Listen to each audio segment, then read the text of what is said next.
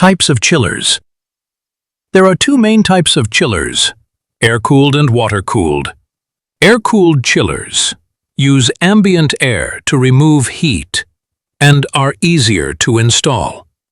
Water-cooled chillers use a cooling tower and are more efficient in large buildings. You'll also hear about screw chillers, scroll chillers, and centrifugal chillers. These are based on compressor types. Each type has its pros and cons based on space, cost, and efficiency. Choosing the right chiller depends on your building's cooling needs.